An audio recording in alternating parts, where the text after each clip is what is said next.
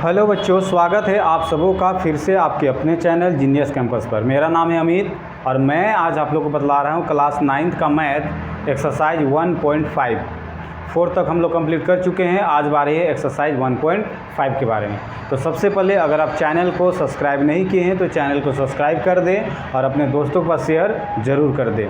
तो चलिए हम लोग चलते हैं हमारा अगला एक्सरसाइज यानी कि 1.5 NCERT का बुक है। देखते हैं क्या कहता है। कहता है कि नीचे दी गई संख्याओं में कौन कौन परिमेय है और कौन कौन अपरिमेय है। यानी आपको परिमेय और अपरिमेय की पहचान करनी है। तो परिमेय और अपरिमेय के बारे में हम पहले भी बहुत सा वीडियो आपको बना के दे चुके हैं, है ना, कि क्या होता परिमेय, क्या होता अपरिमेय। अब यहाँ पे अगर आप देख चुके तो 2 आपका क्या है, परिमेय है क्योंकि पूरा नंबर है, होल नंबर है। और √5 क्या है, √5 आपका अपरिमेय नंबर है क्योंकि 5 का वर्गमूल नहीं निकलता है। तो परिमेय में अपरिमेय अगर घटाएंगे तो आपको अपरिमेय ही मिलेगा, मतलब यह क्या है, अपरिमेय है, अपरिमेय संख्या है। इसकी बात करें तो यहाँ पे अगर आप देखें तो 3 + √23 - √23 है। तो यहाँ पे √23 और √23 कट जाएगा तो आपके पास सिर्फ क्या बच गया, 3 बच गया। अब 3 पूरी नंबर है यानी ये क्या है, सब परिमेय है। क्या है, परिमेय संख्या है, एकदम सिंपल सा। अब अगर यहाँ पे देखें तो ऊपर नीचे √7 कट जाएगा तो आपके पास बचेगा 2/7 और 2/7 आपका क्या हो जाता है सर, ये परिमेय हो गया क्योंकि इसमें किसी प्रकार का कोई रूट फूट नहीं है, मतलब ये परिमेय हो गया, परिमेय संख्या है। एकदम सिंपल क्वेश्चन है। अब यहाँ पे 1/√2 है तो सर 1/√2, √2 चूँकि अपरिमेय संख्या होता है तो इसलिए 1/√2 भी क्या हो जाएगा आपका, अपरिमेय संख्या, अपरिमेय संख्या। अब यहाँ पे 2π, तो हम पहले भी बताए थे कि पाई आपका अपरिमेय संख्या होता है तो उसको 2 से गुणा कर देंगे तब भी आपका क्या हो जाएगा, अपरिमेय संख्या, अपरिमेय संख्या है, अपरिमेय संख्या। तो यहाँ पे आप देख सकते हैं कि पहला वाला आपका अपरिमेय है, दूसरा वाला परिमेय है, फिर परिमेय है, अपरिमेय, अपरिमेय है। अब सेकेंड नंबर सवाल हमारा कहता है निम्न को सरल कीजिए, यानी निम्नलिखित व्यंजक को इसमें सरल करना। पहला में है 3 + √3 × 2 + √2, बी में है 3 + √3 × 3 - √3, सी में है 5 + √2 का स्क्वायर, डी में है 5 - √2 × 5 + √2। तो यहाँ पे आपको जो हल करना है तो यहाँ पे रूट को देख के डरना नहीं है बबुआ लोग, रूट को देख के डरना नहीं। अगर रूट को देख के डर गए हैं तो फिर आगे कैसे बढ़ोगे भैया, ठीक है। तो रूट से कोई लेना देना नहीं है, जैसे आप नॉर्मल गुना भाग करते हैं वैसे ही आपको नॉर्मल गुना भाग करना है। यहाँ पे अगर आप देखिए तो बीच में क्या है, गुणा है, यानी ये एक अलग संख्या, ये एक अलग है, ये एक व्यंजक है, ये एक व्यंजक है, ठीक है। अब इसको आपको इससे गुणा करना है। तो हम लोग याद कीजिए, आप लोग पहले भी बहुत सा गुणा कर चुके। जब भी ऐसा रहता है क्या होता है, बारी बारी से दोनों जाएगा। पहले 3 जाएगा दोनों के पास, पहले क्या जाएगा, 3 जाएगा 2 + √2 के पास। उसके बाद कौन जाएगा, √3 जाएगा, √3 जाएगा इन दोनों के पास गुणा होने। एकदम सिंपल सा फंडा। अब 3 को जब अंदर गुणा करेंगे तो 3 को गुणा करेंगे पहले 2 से, एकदम तोड़ के बता है। अब देखिए, हमेशा याद रखना बच्चों, गुणा करने का नियम होता है कि सेम यानी जात से रहेगा, है ना, प्रजात के साथ रहेगा। मतलब यहाँ पे 3 और 2 दोनों ही आपका पूर्ण संख्या, तो ये इसके साथ रह गया। लेकिन 3 और √2 ये रूट में है और ये रूट में नहीं है, तो आप इसको नॉर्मली ऐसे लिखेंगे, 3 × √2, 3 × √2 लिख दिए। अब इसकी बारी, अब √3 जाएगा 2 के पास, तो √3 × 2 पहले आप लिख लीजिए। अब √3 को 2 से गुणा करेंगे यानी √3 × √2, पहले पूरा लिख लीजिए, उसके बाद देखते हैं। अब देखिए यहाँ 3 दूना 6 हो गया प्लस, अब यहाँ पे क्या है ना बाबू लोग, यहाँ पे क्या है कि आपका 3 एक अलग जात है, √2 एक अलग जात है। ये कुत्ता ये बिलाई रहे, है ना, ये कुकुर ये बिलाई रहे। अब कुकुर बिलाई में कभी मेल होगा भाई, ये चुपचाप अपना ऐसे रह जाएगा, ठीक है। इसको 3 दूना 6 नहीं कर देना है। क्यों नहीं कर देना है, कुकुर बिलाई कभी आपस में साथ में नहीं रह सकता है, ठीक है।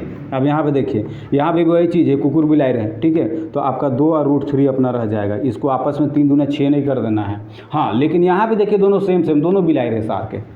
अभी दोनों बिलायर लोग आपस में मिला दो, है ना। अब ये √3 √2, तो रूट आपस में गुणा होता है, ये चीज़ दिमाग में बसा लेना है, रूट आपस में गुणा होता है। तो 3 को 2 से गुणा करेंगे तो 3 दूना हो जाएगा बबुआ लोग 6, 3 दूना हो जाएगा बबुआ लोग 6। तो इस तरीक़ा से आप देखिए तो आपके पास 6 + 3 √2 + 2 √3 + √6 है। अब सर क्या हम इस सब को जोड़ नहीं सकते, ये तो रूट है, नहीं जोड़ सकते सर, क्योंकि ये √2 है और ये √3 है।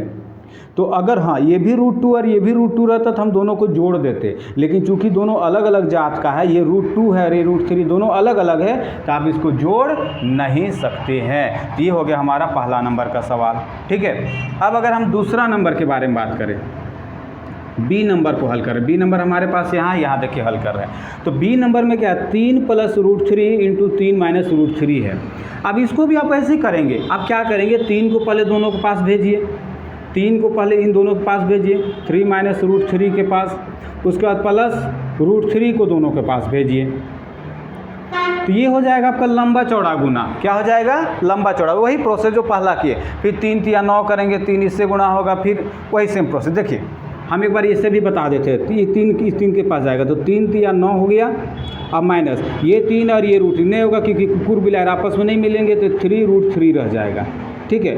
अब प्लस है तो प्लस √3 जाएगा 3 के पास, तो 3 √3 रह जाएगा। अब प्लस माइनस माइनस हो गया बच्चों, अब √3 को √3 से गुणा करेंगे तो क्या होगा, रूट आपस में गुणा हो जाएगा, तो हो जाएगा 3 × 9। अब यहाँ पे देखिए 9 माइनस, अब अगर आप यहाँ ध्यान से देखें बच्चों तो 3 √3 दोनों सेम है, ये माइनस पे प्लस है, दोनों को आप काट दीजिए, दोनों को क्या कीजिए, काट दीजिए। बात समझ आई कि नहीं, ठीक है। तो आपके पास क्या बच गया, माइनस का √9। अब हम लोग जानते हैं ना कि 9 का वर्गमूल क्या हो जाता है बच्चों, 3 होता है, 3 होता है, यानी 9 में 3 गया तो 6 बच गए, तो आपका आंसर हो गया। तो ये हो गया लंबा गुणा करना। कौन सा गुणा करना, लंबा प्रोसेस हो गया। लेकिन इसको हम डायरेक्ट क्या करेंगे, फॉर्मूला से बनाएंगे। सबसे पहले इसको आप लोग नोट कर लीजिए, स्क्रीनशॉट ले लीजिए। चलिए ठीक है, अब देखिए इसको हम क्या कर रहे हैं, फॉर्मूला में बैठा के डायरेक्ट बना लें। अगर आप ध्यान से देखिए तो जो चीज़ यहाँ पे है वही चीज़ यहाँ पे है, सेम चीज़ है सर, बस फर्क से क्या है, एक प्लस में और एक माइनस में है। तो याद कीजिए बचपन में आप लोग एक फॉर्मूला पढ़े थे, क्या फॉर्मूला पढ़े थे सर, कि अगर आपके पास a + b × a - b हो तो हो जाता है a² - b²। होता है कि नहीं होता है बबुआ लोग, बिल्कुल होता है।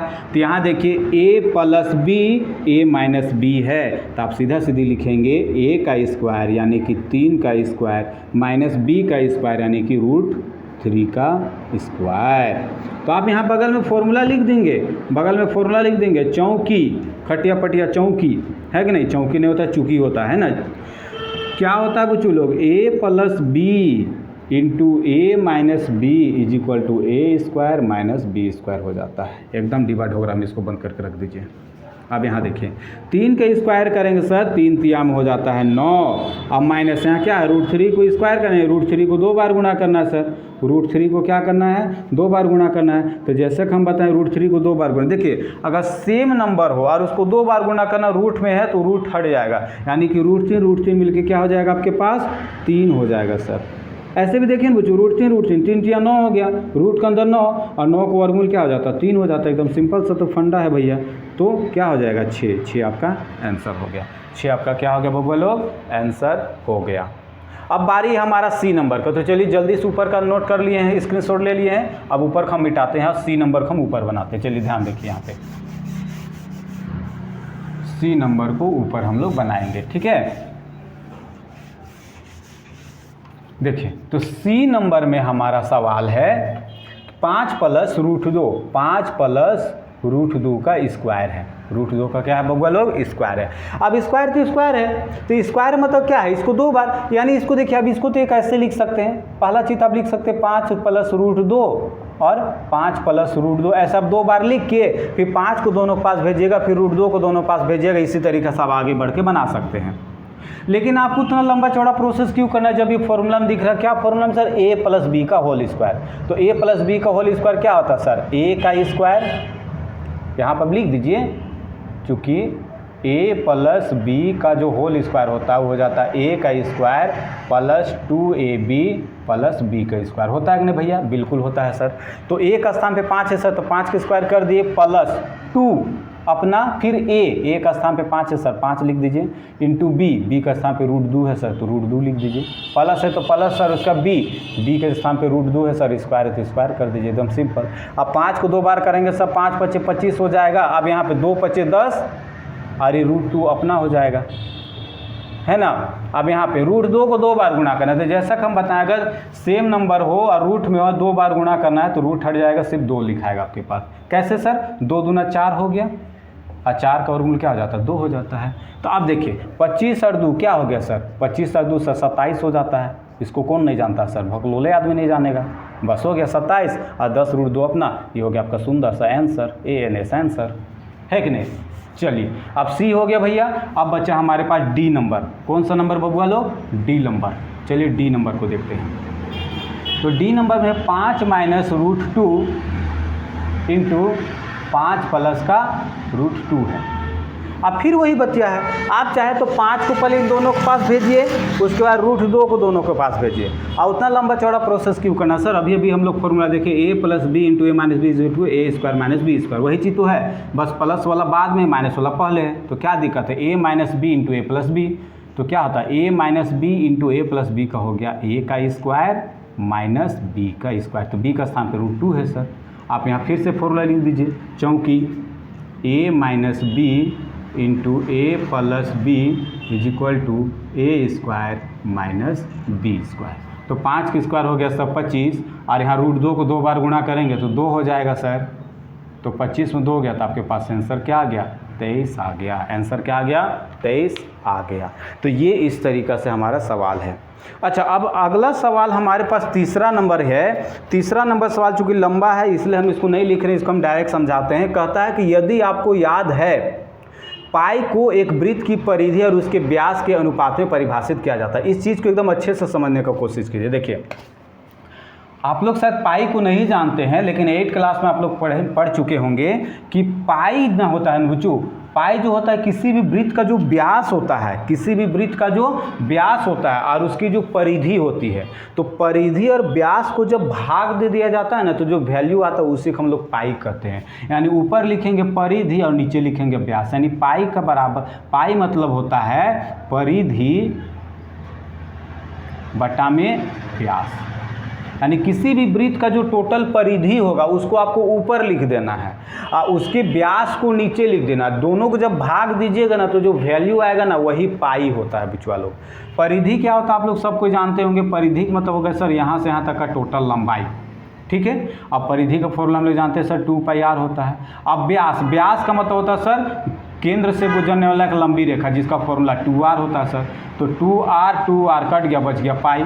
यानी ऊपर परिधि और नीचे व्यास लिखने पे, हल करने पे जो आता है उसी को हम लोग क्या कहते हैं, पाई कहते हैं। तो खैर आगे कहता है कि अगर हम पाई को c/d लिख रहे हैं, सवाल कह रहा है कि इस तथ्य का अंतर्विरोध करता हुआ प्रतीत होता है कि पाई एक अपरिमेय संख्या है। इस अंतर्विरोध का समाधान आप किस प्रकार करेंगे, मतलब सवाल को फिर समझिए। कहता है यदि याद होगा कि पाई को एक वृत्त की परिधि c और उसके व्यास d के अनुपात से परिभाषित किया जाता है, अर्थात पाई = c/d है।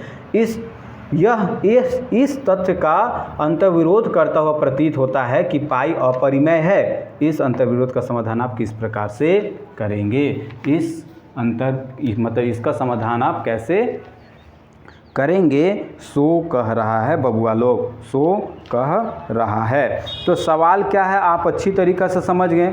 सवाल कहना ये चाह रहा है कि पाई आपका अपरिमेय संख्या होता है।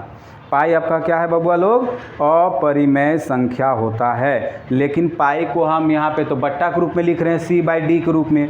तो अगर आप पाई को c/d के रूप में लिख रहे हैं,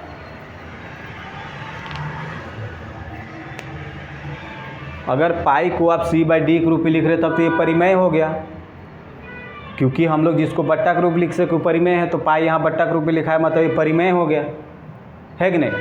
तो लेकिन पाई आपका अपरिमेय है तो आप इसका कैसे विरोध करेंगे, सो कह रहा। तो एक चीज़ हमेशा याद रखिएगा बच्चों, पाई का वैल्यू क्या आएगा, पाई का वैल्यू क्या आएगा वो c/d इसका फॉर्मूला है, लेकिन ये किस पे डिपेंड करेगा, इसके वैल्यू पे डिपेंड करेगा। जैसे अगर हम बात करें कि चाल का फॉर्मूला क्या होता है, चाल का होता है दूरी बटा में समय, दूरी बट्टा में क्या होता है बबुआ लोग, समय होता है। अब चाल कितना आएगा ये किस पे डिपेंड करेगा कि दूरी कितना, समय कितना है। अब दूरी मान लिया जाए, अगर आप दूरी 10 मीटर चल गए और समय है 3 सेकेंड, यानी 3 सेकेंड में आप 10 मीटर चल गए।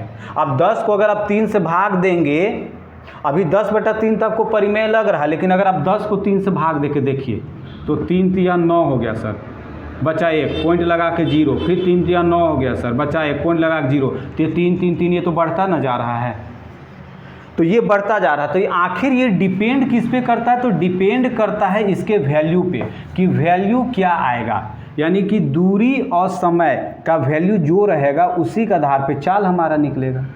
तो चाल को अगर आप बट्टा के रूप में लिखे तो इसका तो ये नहीं कि चाल आपका परिमेय हो गया, परिमेय होने के लिए ज़रूरी है कि वैसा वैल्यू आना चाहिए। अब जैसे अभी हम 10/3 लिए तो इसको भाग दिए तो 3.333 ये बार बार रिपीट कर रहा है, चूँकि रिपीट करता है तो परिमेय तो हो गया, लेकिन अगर कुछ ऐसा वैल्यू हो कि रिपीट ना करे तो उस कंडीशन में तो अपरिमेय हो जाएगा ना। इसलिए किसी भी चीज़ का वैल्यू, मतलब किसी भी कोई भी चीज़ परिमेय है कि अपरिमेय है वो उसके वैल्यू पे डिपेंड करेगा, ना कि उसके फॉर्मूला पे डिपेंड करेगा। तो इसलिए इसको आप क्या लिखेंगे, आप लिखेंगे कि पाई = c/d, यानी कि पाई एक अपरिमेय संख्या ही होता है। पाई का वैल्यू c और d पे निर्भर करता है कि c और d क्या है, ऐसे, ठीक है। तो चलिए इसको छापिए, उसके बाद हम लोग अगला क्वेश्चन को देखेंगे।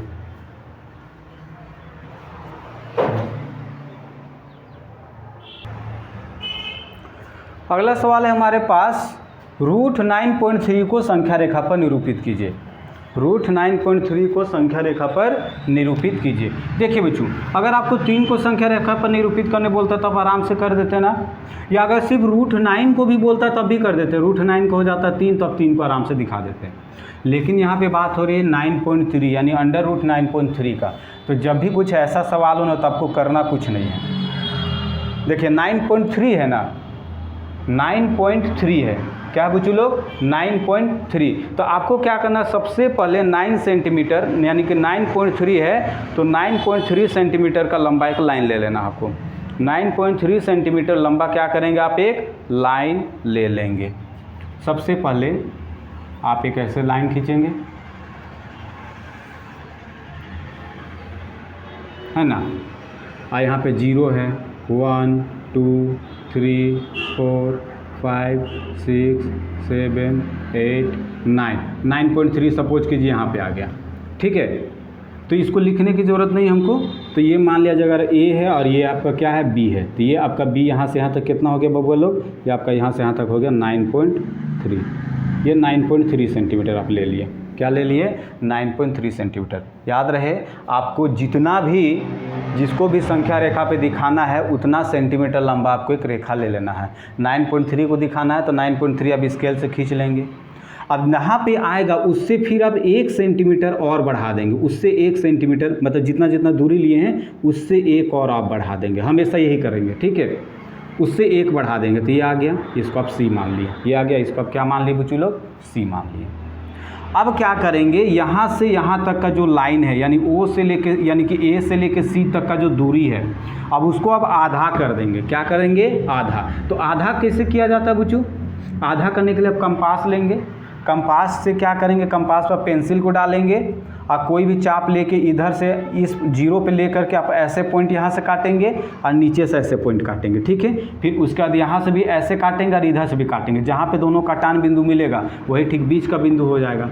और अगर वो भी नहीं समझ में आ रहा है तो आप स्केल से क्या करेंगे, स्केल से यहाँ तक नाप लीजिए, स्केल से क्या कीजिए, यहाँ से यहाँ तक नाप लीजिए और उसको बीच से बांट दीजिए, है ना। तो इन दोनों का भी हम अंदाज़ा ले रहे हैं, क्योंकि मेरे पास उतना बड़ा कंपास नहीं है तो हम एक अंदाज़ा ले रहे हैं कि मान लिया जाए इसका बीच का बिंदु यहाँ पे होगा, सपोज दैट यहाँ पे होगा, ठीक है। तो ये आपका मान लिया जाए बीच का बिंदु है। अब इसी बीच का बिंदु से इसी रेडियस लेके, अब ये जो रेडियस होगा ये जितना बड़ा उतना रेडियस का आप इस कंपास लेंगे, कंपास में पेंसिल डाल के इस तरीक़ा से आप इतना बड़ा चाप बनाएंगे ऐसे, ठीक है। और ऐसे करके ऐसे आप सर्कल बना देंगे। तो जब ऐसे आप सर्कल बनाएंगे तो आधा सर्कल ऐसे जाएगा, इस तरीक़ा से सर्कल जाएगा, बात समझ में कि नहीं, कितना रेडियस का लेना है, इसका रेडियस का लेना है। चाप आप इतना का लेंगे और ऐसे करके इतना करके ऐसे करके घुमा देंगे। बात समझ में आई कि नहीं, ऐसे घुमा देंगे तो अब ये चाप हो गया। अब यहाँ पे जो आप बी लिए हो उससे आप एक परपेंडिकुलर ऊपर की ओर लाइन खींच देंगे, परपेंडिकुलर ऊपर की ओर एक लाइन खींच देंगे। अब ये लाइन जहाँ पे कटा, ये लाइन जहाँ पे कटा, यही लाइन आपका क्या हो जाएगा 9.3, अंडर रूट 9.3 होगा। अंडर रूट क्या हो जाएगा बच्चों लोग 9.3 होगा। ठीक है, यही लाइन आपका अंडर रूट 9.3 होगा। अब ये जितना बड़ा है उतना बड़ा अब ऐसे कंपास लेंगे, कंपास के यहाँ ऐसे रखेंगे और ऐसे करके ऐसे मिला देंगे। समझ आया कि ना, जितना बड़ा उतना लेके ऐसे मिला देंगे। तो इस तरीके से अगर मिलाएंगे तो ऐसे आएगा, यानी कहाँ से आ गया सर, यहाँ से लेके यहाँ तक आ गया, यानी यहाँ से लेके यहाँ तक आपका क्या है 9.3, अंडर रूट 9.3 है। और अगर आपके पास चांद नहीं है, कंपास नहीं है, तो आप स्केल से जितना बड़ा ये है उतना बड़ा इधर खींच दीजिए, वही आपका क्या हो जाएगा 9.3। तो ये सी है तो इसको आप डी मान लीजिए। तो इस तरीके से आप रिप्रेजेंट करते हैं। अच्छा 9.3 अगर मान लिया जाए 3.5 बोलता तब क्या करते, तब भी वही करते। 3.5 कहता तो 3.5 लंबा एक रेखा खींचते, फिर उससे बढ़ा के 1 सेंटीमीटर और खींच लेते। ठीक है, फिर उसको क्या करते आधा करके उस रेडियस का आप सर्कल खींच देते और जो बढ़ाए हैं वहाँ से फिर एक लाइन खींच देते। यही प्रोसेस आपको करना है। ठीक है, तो चलिए इसको जल्दी से नोट करेंगे।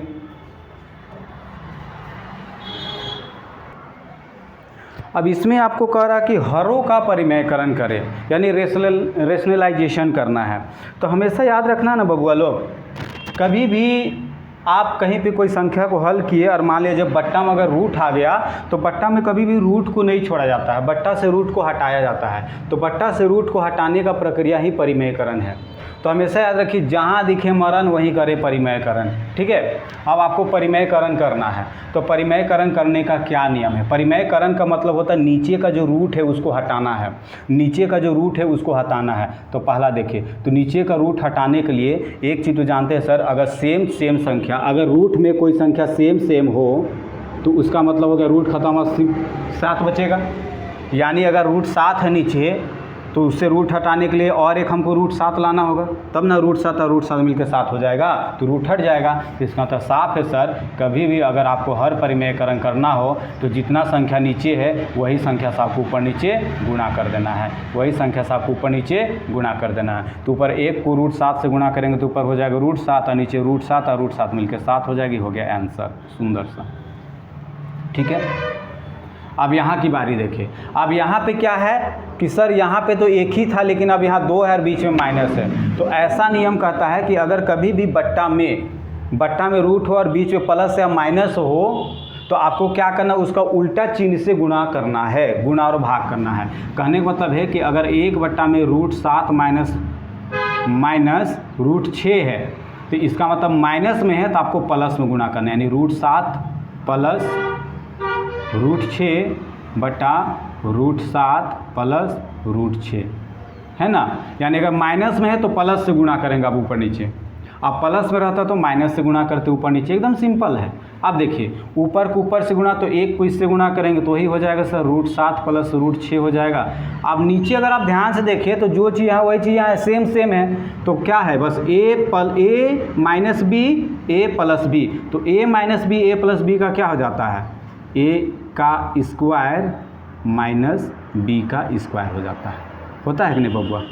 तो ऊपर तो हो जाएगा रूट 7 प्लस का रूट 6, अब नीचे हो जाएगा रूट 7 को 2 बार गुणा करेंगे तो रूट खत्म 7 बचेगा, और रूट 6 को 2 बार गुणा करेंगे तो 6 बचेगा, नहीं 7 में 6 गया 1, तो 1 को लिखने की ज़रूरत नहीं है। तो आप देख सकते हैं कि बट्टा का रूट ख़त्म हो गया, तो आपका हो गया आंसर, सिंपल।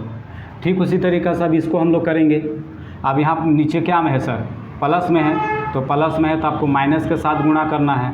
ऊपर नीचे क्या करेंगे, माइनस के साथ गुणा करेंगे, रूट 5 माइनस रूट 2 और रूट 5 माइनस रूट 2 है ना। तो अब क्या हो जाएगा, ऊपर 1 से गुणा होगा तो वही चीज़ रह जाएगा सर, रूट 5 माइनस रूट 2 रह जाएगा, और नीचे फिर वही प्रक्रिया a plus B a minus B, a का स्क्वायर माइनस b का स्क्वायर। नीचे हमेशा a माइनस बी का ही स्क्वायर में आएगा, याद रखेंगे। तो हो जाएगा आपका रूट 5 माइनस का √2 अब बट्टा में √5 को 2 बार करेंगे तो 5 आएगा और √2 को 2 बार करेंगे तो 2 आएगा। तो ऊपर हो जाएगा √5 माइनस का √2 और नीचे 5 में 2 गया, बच जाएगा 3। तो ये हो गया आंसर। क्या हो गया? आंसर। नीचे से रूट ख़त्म हो गया।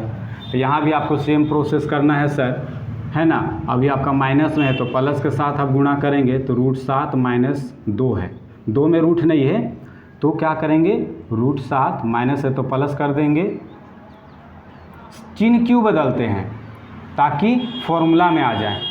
और याद रहे जो चीज़ से ऊपर गुणा करेंगे वही चीज़ से नीचे करना है, ठीक है। अलग अलग संख्या से नहीं किया जाता है।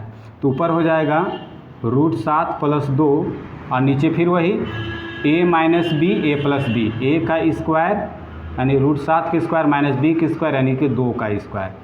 अब अगर आप यहाँ पे देखें तो √7 अपना रहेगा बबुआ लोग। अब यहाँ पे देखिए √7 को 2 बार करेंगे तो 7 बचेगा और यहाँ 2 को 2 बार करेंगे तो 2 दूना 4 हो जाएगा, क्योंकि यहाँ रूट नहीं है। रूट रहता तो सिर्फ 2 लिखते, है ना। अब यहाँ देखिए ये हो गया आपका √7 + 2 और बट्टा में 7 में 4 गया, बच जाएगा 3। तो ये आपका हो गया सुंदर सा आंसर, ठीक है। तो उम्मीद है आप लोग को आज का क्लास समझ में आया है। तो चलिए हम लोग मिलते हैं फिर से हमारे नेक्स्ट वीडियो पर।